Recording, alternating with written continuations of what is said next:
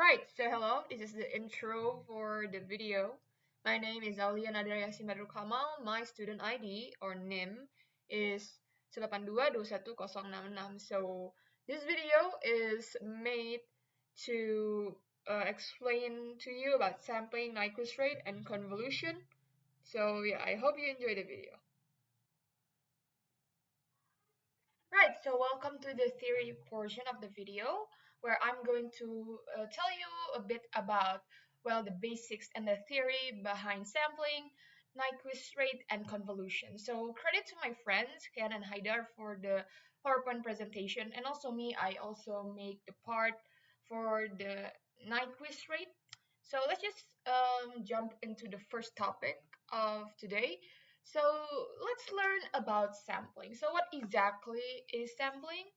Sampling is basically a process where you turn an analog signal into a digital one. So why do we need to learn it? Is because this is a thing that is used very often in digital media where we record voices, we record music, and then we turn it into a digital version of it so we can process it digitally. So, okay, the definition of sampling is the process of capturing an analog signal and turning it into a digital one. And it is also a process of turning a continuous time signal into a discrete time signal. And it is being done at a constant interval. And this constant interval is what we call a sampling interval, in which we're going to talk more on it later on. So how exactly do we sample a signal? We start with an analog signal, and in this case, we represent the signal with a function mt. So an analog signal can be anything. It can be a human voice, a music clip, basically any music, any voices, and any audio you hear in real life is an analog signal. And then with the same analog signal, we're going to run it through a Fourier transform. I'm not gonna explain more on what exactly a Fourier transform is, but keep in mind that this image will be useful for later on. And from this Fourier transform, we'll get the sampling frequency and the sampling period. So what is the sampling frequency? Sampling frequency is the number of samples taken within a certain amount of time. So for example, if I take two samples per second, then I have 2 hertz of sampling frequency. Of course, that's a very low number, but it's just for example, just to show you what exactly is sampling frequency. And sampling period is the amount of time taken between each sample taken. And if you already know how frequency and period works, you'll get a pretty good idea of how it works. And how exactly do we calculate both of these values is that we have to remember that the sampling frequencies is equal to 2 pi divided by the sampling period. So after we run it through the Fourier transform, there's another thing we have to learn first, and that is the periodic impulse train. So what exactly is the periodic impulse train? The formal definition of it is that it is an impulse value at every interval of Ts, or the sampling period. So if I were to explain it better, it is a function where it has the value of 1 every sampling period, and 0 anywhere else. So as you can see here that it has these lines that has a value of 1, and it is being taken every sampling period. And we call this function the RT function.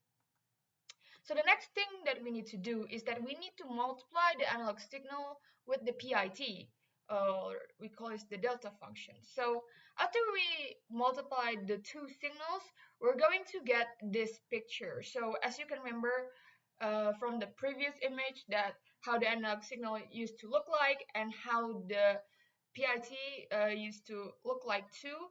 We combined the two and we got this result. So the impulse train are usually have the value of 1 every single time period of the sampling period.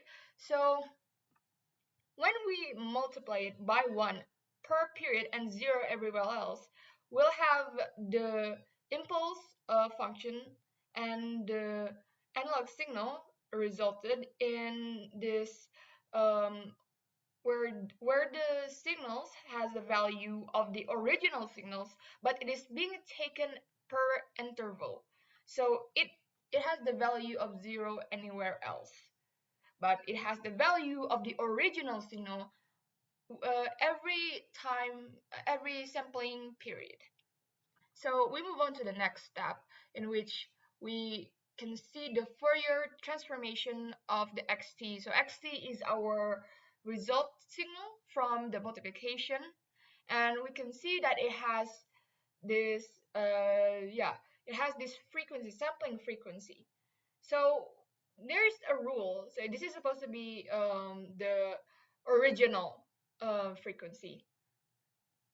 But when we see this, we need, if we want to do any sampling, the sampling frequency is supposed to be larger or equal to 2 times the highest frequency component of the original signals. And why is this needed to happen? Is because we'll learn more about it in the Nyquist rate. But as you can see here from the visualization, that when we have the sampling signals be larger or equal to twice the highest frequency component of the original signals, then you'll get this space between each signal. And why is this so important? I will tell more about it later, but you need to know that when it is less than 2 times the highest frequency component, I'll get this result. So what is this result? It is an overlapping between the signals. So why do we have to prevent this overlapping? No, we will learn more about it when we talk about the Nyquist rate, but that's all about the sampling topic. So right, so now we are going to learn about the Nyquist rate. What is it? Why do we use it, etc. So it is the minimum sampling rate that is required to recover the message signal. So as you may know from the previous part, that we actually turn the analog signals into digital signals, in which it is stored in this discrete way. So from that sampling data, from the original signal, we can recover it to get the message signal. But we need to know the Nyquist rate needed. So here is the example of an undersampled signal. So as you may know before, that the sampling frequency that is needed so we can actually get the message signal from the sampled signal is more or equal to 2 times the maximum frequency of the original signal. So what happens when it is less than 2 times of the maximum frequency of the original signals? So what it'll happen, it is going to give you an undersampled signal, and the undersampled signals looks like this. So this is how an overlapping signal looks like. And when a signal is overlapping, we cannot get the message signal out of it. And it also resulted in aliasing. So how do we want our signal to look like? We want our signal to look like this, with the tips of the signal touching each other, or oversampling. So equal so what we need is that we need the sampling frequency to be equal to 2 times the maximum frequency of the original signal, or more. So if more happens, then it will give us an oversampled signal, or we call this oversampling. But this is okay because we can still get the message signal out of it. So what we learn from it is that the Nyquist rate is when the minimum frequency needed so we can, extract the message signal. So we can just calculate it by by using the knowledge that the sample frequency must be equal to 2 times the maximum amount, the maximum frequency of the original signal. So we know that the frequency just equals to 2 pi multiplied with the rate, and we can just cross both of them off, and this is how we found the Nyquist rate. The Nyquist rate being the sampling frequency of this.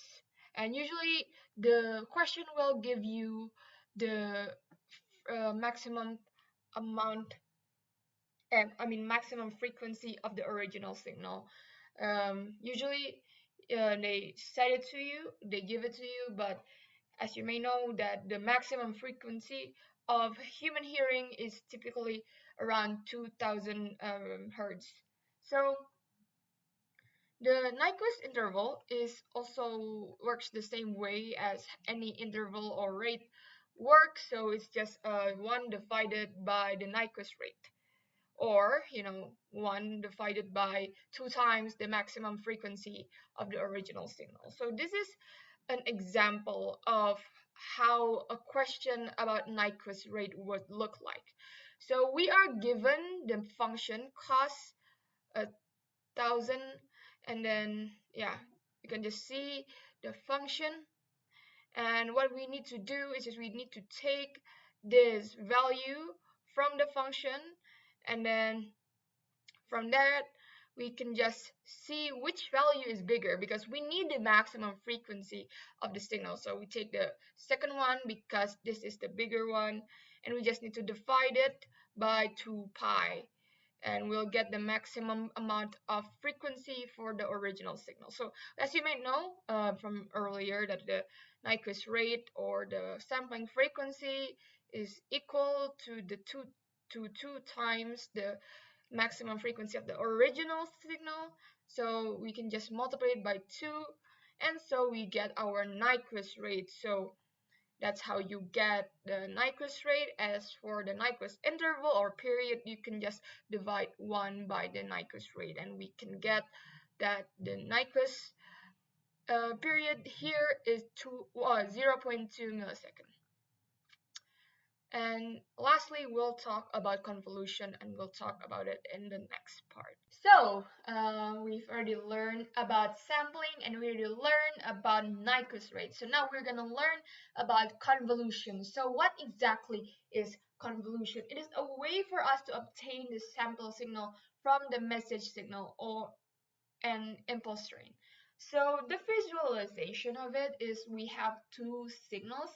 We're just going to call this one function f and the other function g. So as you can see here, that function f is stationary, so it doesn't really move anywhere, and function g moves through function f.